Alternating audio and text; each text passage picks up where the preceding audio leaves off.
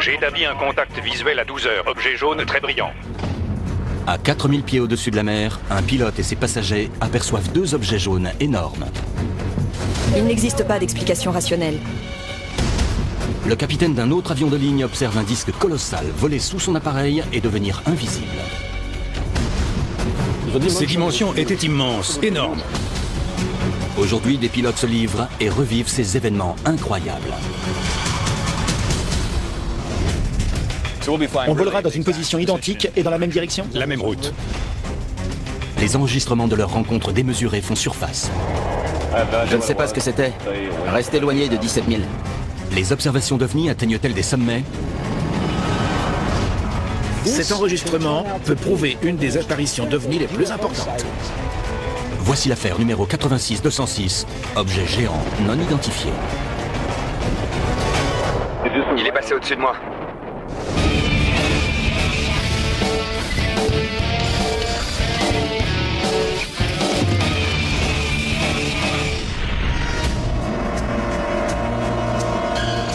Nous sommes le 23 avril 2007, aux environs de 15 heures. Le pilote d'un avion de ligne effectue un vol régulier au-dessus de la Manche. Au loin, il repère soudain une vive lumière jaune. Immédiatement, il fait part de son observation au contrôle du trafic aérien de Jersey.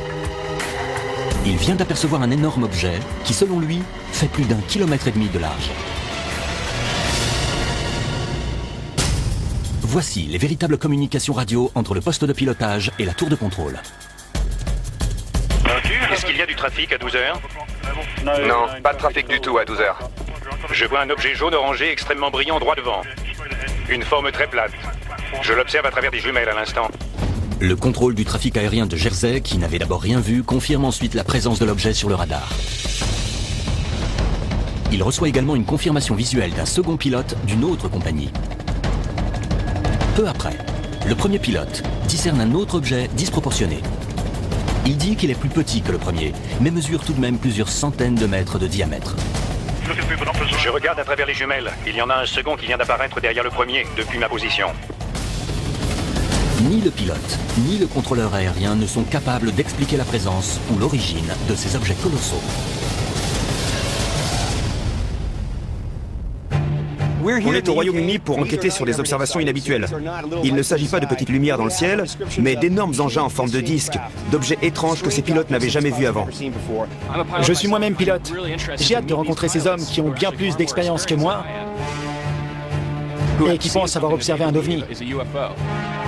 Il s'agit d'énormes objets qui dominent le paysage, dont la taille écrase celle des avions. La question de la proximité est importante. Les pilotes volent près de ces appareils et s'en approchent plus que n'importe quel autre témoin.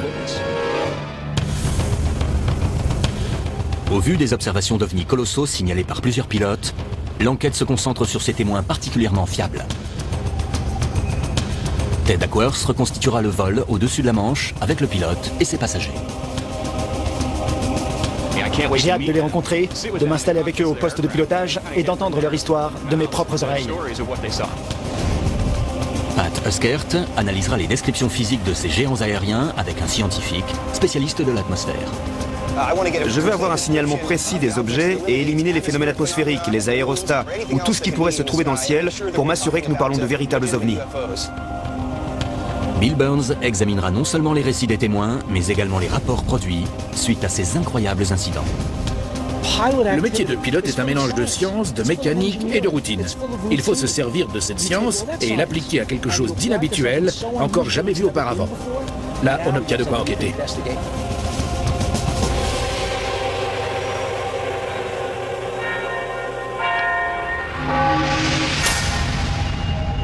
L'équipe est complétée par le réalisateur de documentaire James Fox. Ce chercheur a été l'un des premiers à parler au pilote, qui a observé l'objet en 2007. J'ai rencontré le capitaine Ray Boyer 2 mois après son aventure. C'est important de recréer la trajectoire de vol pour avoir son point de vue sur les événements. Même si les rencontres avec des ovnis géants restent rares comparées à la plupart des observations d'ovnis, elles ne sont pas inhabituelles. En 2000, une mère de famille britannique vivant à Bonsall affirme avoir observé un disque rose et blanc qui, selon certaines estimations, mesurerait près de 5 km de diamètre. En 1996, sur une portion de route de 215 km dans le Yukon au Canada, plus de 30 témoins ont confirmé avoir vu un objet en forme de soucoupe, d'une taille légèrement inférieure à celle d'un terrain de football américain. La triangulation des données a ensuite révélé que l'objet faisait au moins 800 mètres de large. Enfin, en 1986, le pilote d'un avion de ligne japonais voyageant entre l'Islande et Anchorage en Alaska a signalé 3 objets poursuivant son appareil. 2 d'entre eux étaient petits, mais le capitaine a décrit le 3e comme étant 2 fois plus gros qu'un porte-avions. L'objet géant a été suivi par des radars aéroportés et au sol. L'aviation civile américaine a enregistré plus de 60 minutes de données confirmant l'anomalie.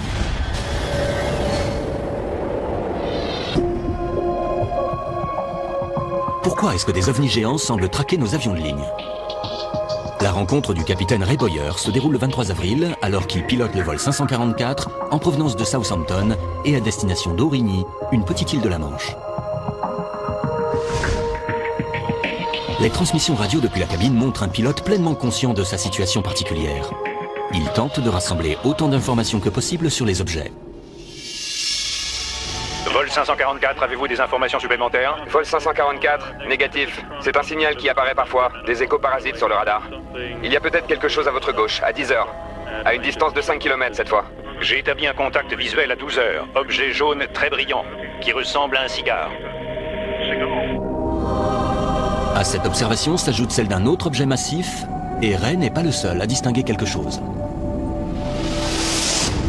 Bien reçu. Pour confirmer, tous les passagers voient cet appareil. Il est droit devant, je ne sais pas à quelle distance, sûrement 8 km. Mais il garde la même taille, on dirait qu'il est au nord-nord-ouest, au large d'Aurigny. Cependant, le vol est court, et le capitaine Boyer atterrit rapidement à Aurigny en toute sécurité.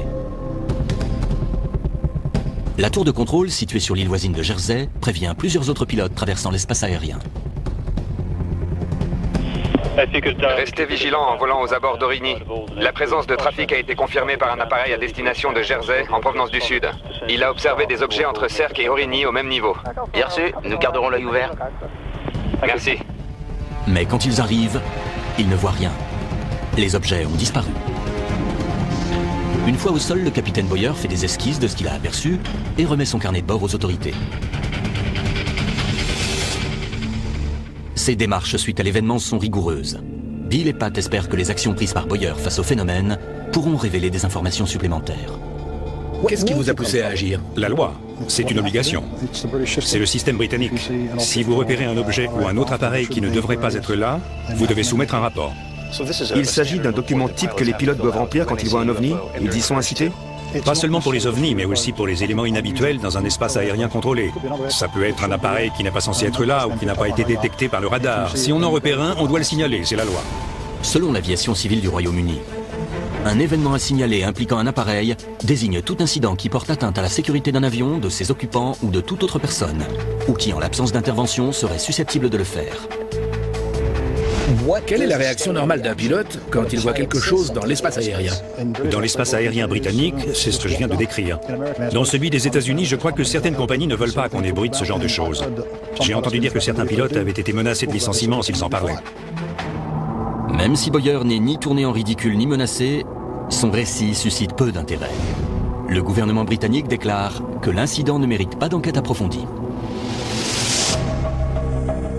L'armée britannique n'a pas eu de réaction immédiate, bien qu'elle ait publié un communiqué quelques jours plus tard. Selon elle, cette observation ne représentant pas de menace pour l'espace aérien britannique, elle ne poursuivrait pas l'enquête, mais en laissait la possibilité aux Français. Ceux-ci ont répondu que si l'armée britannique souhaitait mettre en place un dispositif à ce sujet, alors il devait agir, mais aucune des parties n'a fait quoi que ce soit. Aurigny, Jersey et les autres îles environnantes sont des dépendances de la couronne britannique, mais elles sont situées à proximité de l'espace aérien français. Boyer est étonné qu'aucun des pays ne s'intéresse au phénomène, malgré la confirmation par l'éco-radar et le témoignage d'un second pilote d'une autre compagnie. Jersey, vol 832.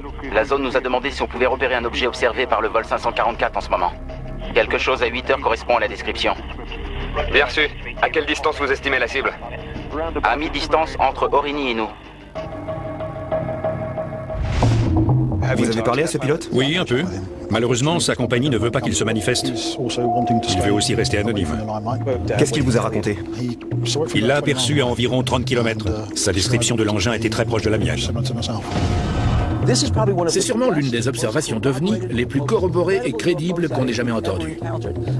C'est grâce à Ray Boyer, qui a pris soin de faire confirmer son observation par d'autres témoins.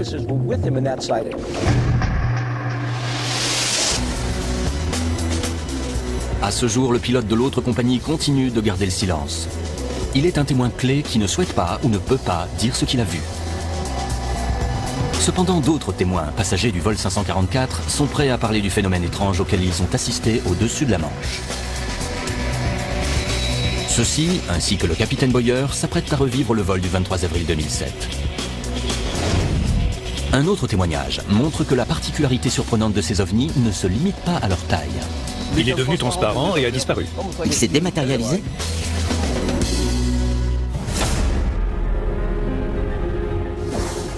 Le 23 avril 2007, un pilote et ses passagers auraient vu deux objets géants de couleur jaune-orangé lors d'un vol de routine au-dessus de la Manche. Le pilote, Ray Boyer, déclare que ces ovnis mesuraient 1,5 km de large, voire plus. Ted et le réalisateur de documentaire James Fox préparent un vol à bord du même appareil qui suivra la même route qu'en 2007. Il devait suivre un plan de vol établi. Il était en contact avec le contrôle du trafic aérien. Il se conformait aux règles régissant le vol aux instruments. Il y a des procédures à suivre. Vous pouvez décrire les paramètres du vol? Oui. Il s'agit d'un appareil trimoteur 18 places. On se dirigeait vers le sud-sud-ouest avec une montée à 2000 pieds. On va voler dans une position identique et dans la même direction? La même route, les mêmes hauteurs et altitudes, avec des conditions météo très similaires. Kate et John Russell prennent également part au voyage. Ils faisaient partie des passagers à bord du vol du 23 avril. Ils ont aussi observé les énormes objets jaune-orangés dans le ciel. L'appareil est un trimoteur de conception britannique, un aéronef utilisé avant tout pour les vols de courte distance. Il mesure 15 mètres de long. Les ovnis présumés, eux, feraient plus d'1,5 km de long, soit plus de 100 fois la taille de cet engin. Il était environ 15 heures. La visibilité était bonne, comme aujourd'hui. Arrivé à 4000 pieds, j'ai pu voir les objets. D'abord l'un, puis l'autre, assez distinctement, avec les îles en arrière-plan.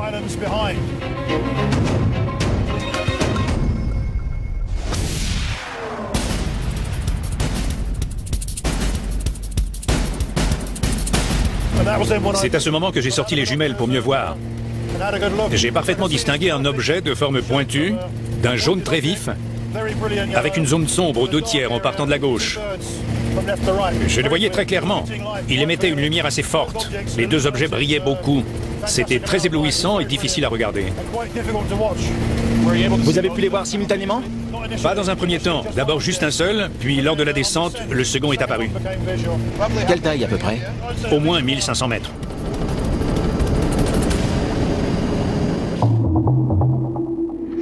D'après le capitaine Boyer, les objets font 1500 mètres d'envergure et 100 mètres de hauteur, avec une forme légèrement elliptique.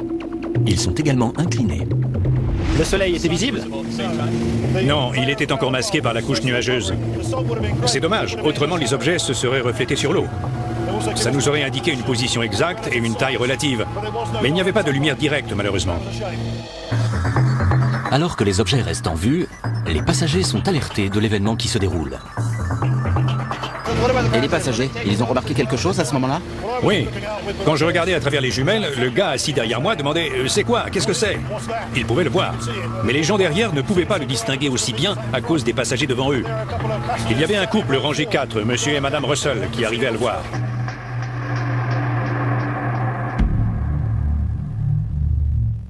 John et Kate Russell volent souvent avec cette compagnie. Ils effectuent régulièrement cette traversée de Southampton à Aurigny où ils habitent. Ils ont voyagé avec le capitaine Boyer à de nombreuses reprises, mais ne l'ont jamais vu réagir, comme il l'a fait ce jour-là. Ray s'est redressé sur son siège et a regardé par le pare-brise. Quand un pilote commence à s'agiter, on se demande ce qui se passe. Ensuite, il a sorti ses jumelles. C'était plutôt bizarre vu qu'il connaît le trajet. Ray a fait baisser le nez de l'aéronef. Il a montré quelque chose à la personne juste derrière lui. J'ai jeté un coup d'œil et j'ai vu une lumière vive juste à ce niveau, et une autre derrière, plus petite. On aurait dit que la seconde lumière était au-dessus de l'île. Kate, mon épouse, était assise à votre place. Elle a attiré mon attention sur ce qu'elle voyait.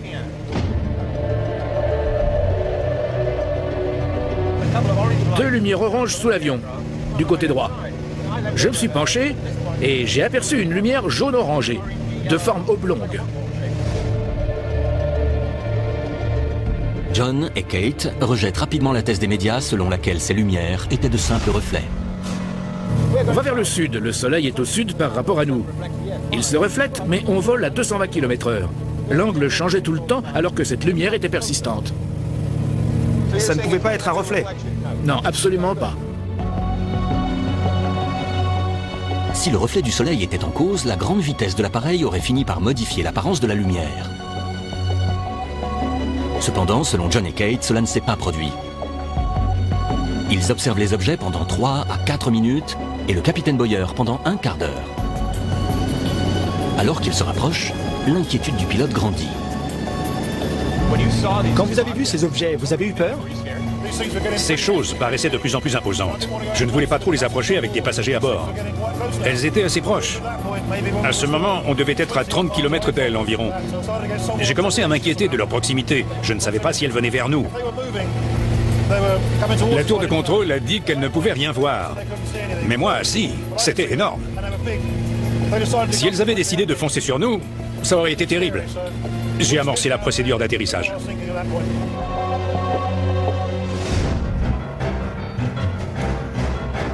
L'avion descend rapidement et le capitaine Boyer perd les objets de vue. Il réussit à atterrir en toute sécurité. Malgré les circonstances inhabituelles, les passagers complimentent le capitaine Boyer pour sa réaction face à la situation. Il n'est pas du genre nerveux. Quand on vole avec Ray, on sait qu'on est entre de bonnes mains. S'il a partagé son inquiétude, ça voulait vraiment dire qu'il rencontrait un événement exceptionnel. À l'atterrissage, il demande immédiatement à ceux qui ont vu quelque chose d'inhabituel de laisser leurs coordonnées. Les Russell s'y plient de bonne grâce, mais certains refusent d'être impliqués davantage. Est-ce qu'aujourd'hui, vous pensez avoir assisté à un phénomène anormal? Plus le temps passe, plus je me dis qu'il n'existe pas d'explication rationnelle.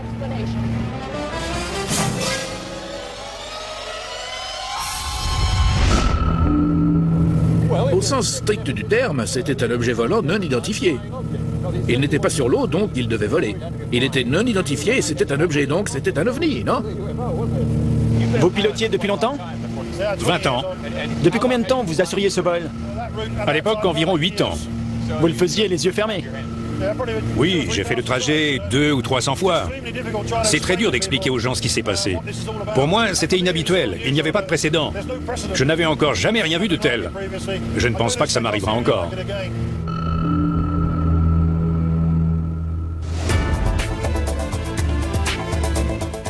Même si rien ne correspondant à la description du capitaine Boyer et des époux Russell n'a été aperçu depuis, un autre pilote avait observé un ovni géant présentant des ressemblances frappantes en 1994.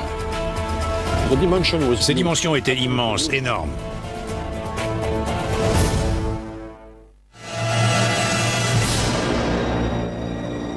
En avril 2007, le capitaine Ray Boyer et plusieurs passagers à bord de son avion de ligne aperçoivent deux objets flotter au-dessus de la Manche. On estime que ces objets font au moins 1500 mètres de largeur. Bien que des observations de cette ampleur soient rares, elles se sont déjà produites par le passé. Nous sommes le 28 janvier 1994. Le vol 3532, piloté par le capitaine Jean-Charles Duboc, est parti de Nice, à destination de Londres. Son avion approche Paris à une altitude de 39 000 pieds. Cet espace aérien est habituellement fréquenté, mais aujourd'hui, il verra passer un engin supplémentaire.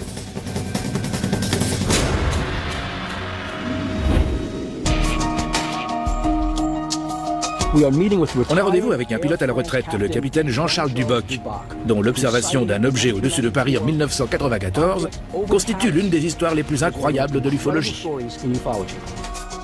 Le temps était très clair, on approchait de Paris. Le steward, qui était dans la cabine de pilotage, a dit « Il y a un aérostat ». Le steward a d'abord déclaré qu'il y avait un ballon sonde. Puis le copilote a confirmé la présence de l'objet. Et c'est à ce moment que vous y avez fait attention. Oui, je l'ai vu. C'était à notre gauche. On l'a observé pendant 1 ou 2 minutes.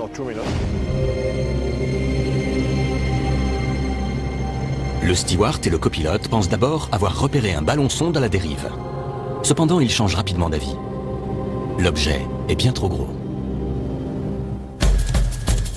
Il était à la même altitude que vous? Il était en dessous de nous. D'accord. À combien de pieds? 4000 pieds. Nous étions à 39 000, donc lui à 35 000 environ. C'était très surprenant. Ses dimensions étaient immenses, énormes. Il était à 40 km de nous. À cette distance, on ne distingue pas un avion. Quand avez-vous su que ce n'était pas un avion? Immédiatement. On a tous vu que c'était différent. Ce n'était ni un avion, ni un aérostat. C'était très anormal. Alors que l'objet se dirige vers eux, ils se rendent compte avec stupeur qu'il ressemble à un disque volant colossal.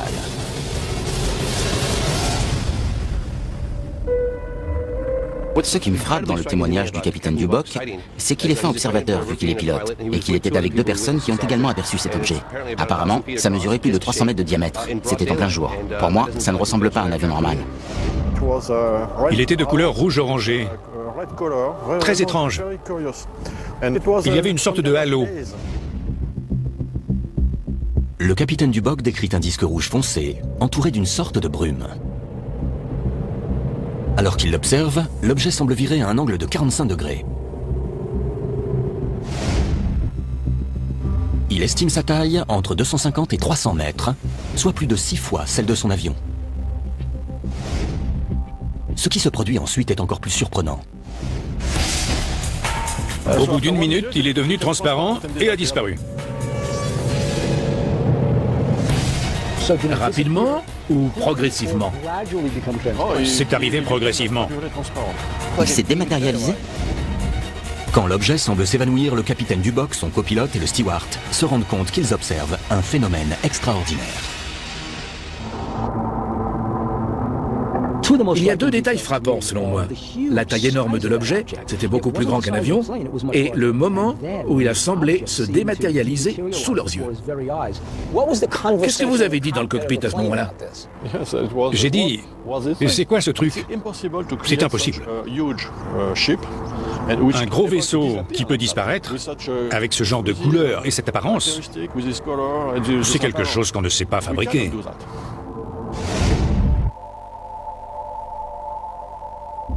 Le capitaine Duboc transmet immédiatement ses observations au contrôle du trafic aérien de Reims.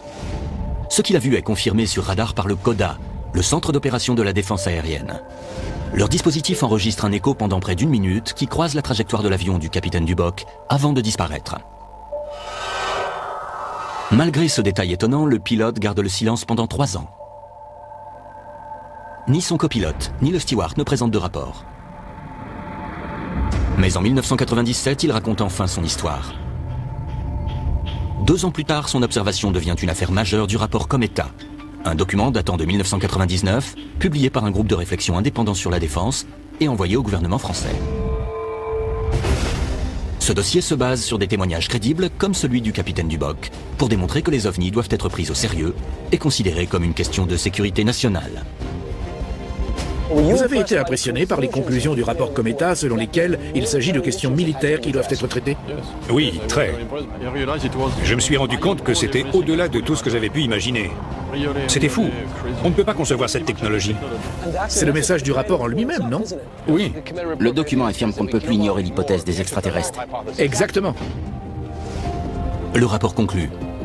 Ces études démontrent la réalité physique quasi certaine d'objets volants totalement inconnus. Ils doivent faire l'objet d'indispensables spéculations et de mise au point de scénarios prospectifs. Ce qu'on retient de la rencontre avec le capitaine Duboc, ce sont ses impressions sur la taille de l'objet. Ce n'était clairement pas un avion. Il a ensuite effectué des recherches sur les démarches à effectuer pour comprendre la nature et le but des ovnis.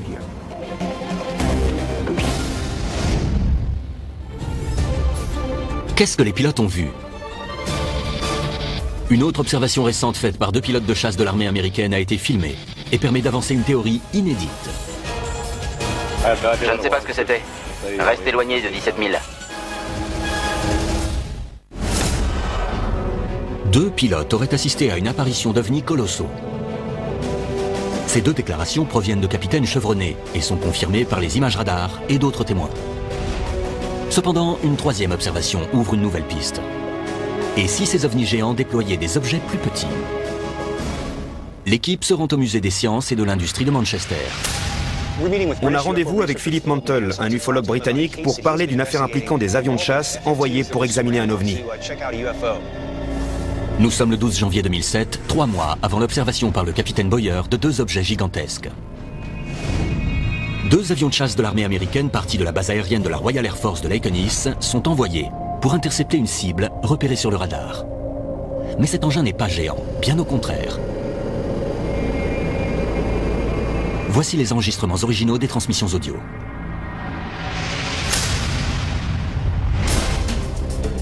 Sans rigoler, j'ai eu un écho radar. Il y avait quelque chose. Cette apparition est analysée par Phil Mantle et d'autres chercheurs britanniques qui publient des articles dans un magazine d'ufologie. Ils reçoivent les enregistrements grâce à des passionnés d'aviation qui ont récupéré les transmissions par scanner. On sait d'où ça vient. On connaît l'indicatif d'appel des 2 appareils impliqués, la date et le lieu de l'incident. Et on a fait vérifier ces informations de façon indépendante par le ministère de la Défense. Phil et ses collègues reçoivent cette réponse officielle du ministère de la Défense. J'ai cru comprendre que 2 appareils de l'armée américaine ont repéré un objet sur leur radar embarqué. Cependant, les 2 à 300 observations d'OVNI qui nous sont signalées chaque année ne font pas l'objet d'une enquête ou d'une tentative d'explication précise de la part du ministère. Ils ne nient pas que c'est arrivé, mais simplement que pour eux, il y a une explication, une histoire de ballon-sonde. Afin d'étayer cette théorie, Phil et ses collègues contactent le Met Office, le service national météorologique britannique. Ils s'enquièrent de la présence d'un aérostat dans le périmètre de la mer du Nord, survolé par des avions de chasse américains. On leur répond qu'il n'y en avait pas dans cette zone. Pour l'instant, entre le ministère de la Défense qui met l'événement sur le compte d'un ballon-sonde et les pilotes qui gardent l'anonymat, les transmissions audio restent la seule preuve. Messieurs, c'est très intéressant. Voici le véritable enregistrement de l'interaction entre les 2 pilotes de chasse et un objet. J'ai eu un écho radar. Il y avait un truc. Ça ne ressemblait pas à un oiseau, mais à une pierre. D'abord, il y a un écho radar. Et il trouve que ça ressemble à une pierre. Je ne sais pas ce que c'était. C'est juste pour te prévenir. Reste éloigné de 17 000. Aucune idée de ce que c'était. Je vais utiliser le radar pour voir si je peux retrouver l'objet. Je l'ai capté 2 fois. Qu'est-ce qu'on en conclut? C'est inconnu et non identifié. Les pilotes ne savent pas de quoi il s'agit.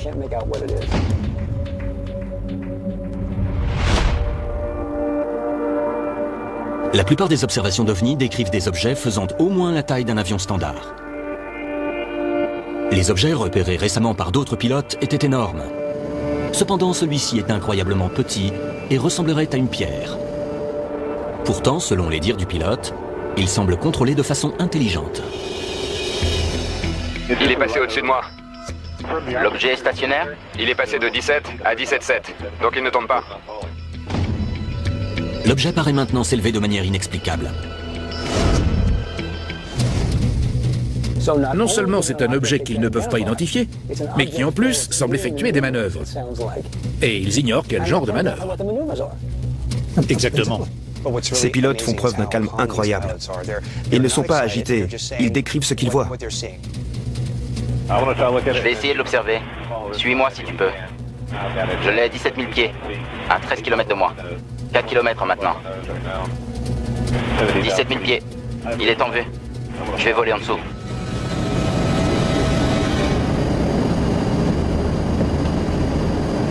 Comme son ailier est derrière lui à ce moment-là, il ne peut pas ralentir. Il descend de 2000 pieds pour passer en dessous. Ouais, j'en ai des frissons quand il parle de la rencontre.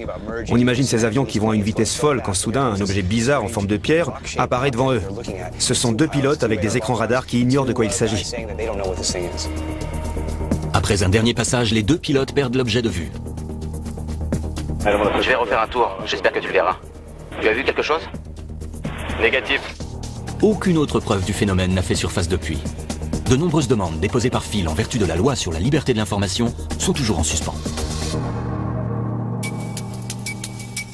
C'est intéressant de voir comment le ministère de la Défense s'en lave les mains en disant « on n'enquête pas sur les ovnis qui ne constituent pas une menace ». Pourtant, il s'agit d'un objet traversant un espace aérien sécurisé. Cet enregistrement peut prouver une des apparitions d'ovnis les plus importantes de toute l'histoire ufologique britannique. Le récit du pilote de chasse présente des ressemblances frappantes avec un autre témoignage important. En 1986, un capitaine d'un avion de ligne japonais mentionne 2 petits objets qui accompagnaient un ovni géant. Il désigne le plus gros appareil comme étant le vaisseau mère et avance l'hypothèse selon laquelle il avait envoyé ces 2 engins plus modestes, à l'instar d'un porte-avions militaire. Est-il possible que les petits ovnis, comme ceux repérés par les pilotes de chasse, proviennent des vaisseaux plus grands, comme ceux aperçus par Ray Boyer et Jean-Charles Duboc?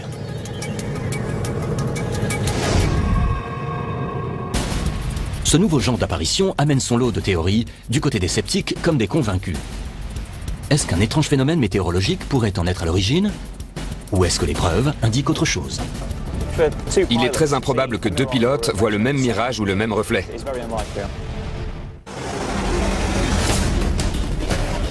Des observations d'ovnis géants ont laissé pantois les pilotes et les témoins qui ont aperçu ces objets colossaux. Néanmoins, certains scientifiques pensent que des conditions atmosphériques pourraient expliquer ces phénomènes. Ted et Pat se rendent à l'université de Manchester pour mieux comprendre cette nouvelle théorie. On va rencontrer Grant Allen, spécialiste des sciences atmosphériques, afin d'examiner plusieurs explications possibles pour notre affaire. Beaucoup de phénomènes atmosphériques peuvent être confondus avec des ovnis. L'atmosphère a de nombreux tours dans son sac. Parmi eux, les nuages lenticulaires. Ces formations revêtent souvent l'apparence de lentilles ou de disques, les formes les plus courantes des ovnis signalés.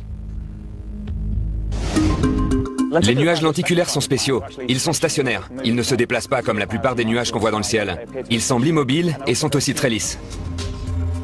Ces nuages se forment quand de fortes rafales de vent rencontrent un terrain élevé, comme une colline ou une montagne. L'air est soulevé, l'humidité qu'il transporte se condense et produit un nuage avec un sommet et des bords lisses. Ils ont souvent une apparence massive et peuvent s'étendre sur plusieurs kilomètres. Ils paraissent très étranges comparés aux nuages qui les entourent. Pour obtenir un nuage lenticulaire, il faut une forme topologique qui permette à l'air de monter dans l'atmosphère. Oui, une pente importante ou une montagne. Il faut aussi des vents très forts. Ça pourrait se produire au-dessus de la Manche? Il y a bien des bourrasques, mais peu d'îles. Ça serait étonnant d'observer des nuages lenticulaires à cet endroit.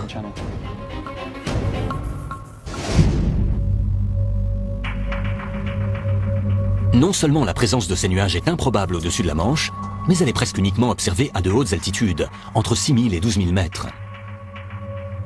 Ray Boyer n'était qu'à 1200 mètres lors de son observation. Et Jean-Charles Duboc, qui volait bien à cette altitude à l'approche de Paris, a décrit un objet incliné. Les nuages lenticulaires ne se déplacent pas, ou très peu, et ne sont jamais détectés par radar. Ça pourrait être un parélie? Les parélies sont un phénomène lié aux cristaux de glace dans l'atmosphère.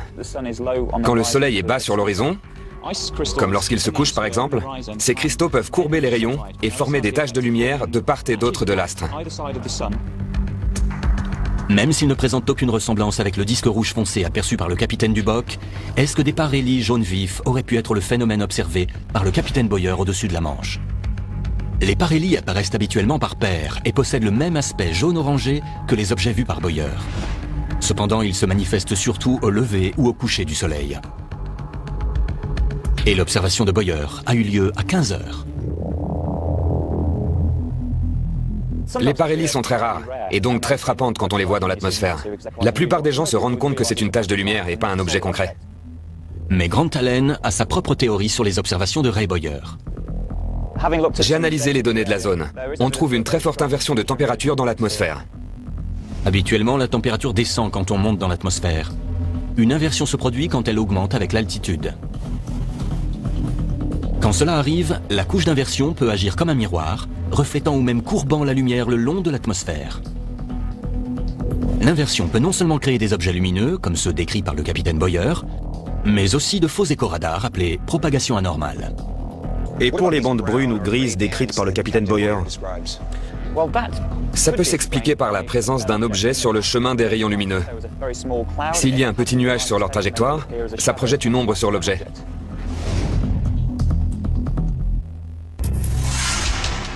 Cependant, l'idée d'une inversion de température pourrait être écartée par une analyse, publiée récemment par des chercheurs spécialistes de l'atmosphère.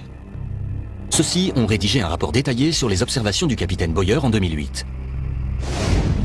Selon ce document sur les événements, l'emplacement manifeste triangulé du phénomène aérien non identifié numéro 1 à proximité d'Aurigny était traversé par la ligne de visée réciproque du capitaine Patterson en direction d'un objet jaune inhabituel à une hauteur et à un emplacement similaire. Cela signifie que si le capitaine Boyer avait aperçu un reflet ou toute autre illusion d'optique depuis son angle de vue, il aurait été peu plausible que le second pilote observe le même phénomène au même endroit.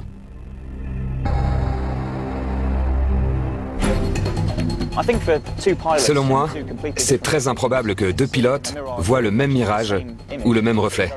Est-ce que ça influence votre avis ou votre réponse? Je pense que c'est la plus vraisemblable parmi une liste d'explications invraisemblables. La science peine encore à faire la lumière sur les objets que ces pilotes ont observés. Les témoins n'en démordent pas. Ces objets géants ne sont pas des illusions. Les gens disent qu'ils ne croient pas aux ovnis. Mais à mon avis, ce n'est plus une affaire de conviction. On a enquêté sur les affaires. On a des preuves audio. On a parlé aux pilotes. Les témoignages se recoupent. Quoi qu'en pensent les gens, les pilotes voient des ovnis. Quand on y pense, le volume de trafic aérien ne fait que croître. Dans les prochaines années, on risque de voir de plus en plus de rapports de ce genre. Je crois que les comptes rendus vont se multiplier. On a déjà beaucoup à faire et ça ne va pas aller en diminuant. Dans la plupart des enquêtes, les observations sont faites depuis le sol à une grande distance. Là, ce sont des apparitions d'ovnis d'un tout autre niveau. Les observations d'ovnis sont de plus en plus fréquentes. Cela s'explique-t-il par la taille et la proximité accrue de ces engins, ou par la vue imprenable que nous avons enfin sur ce qui traverse nos cieux depuis toujours ?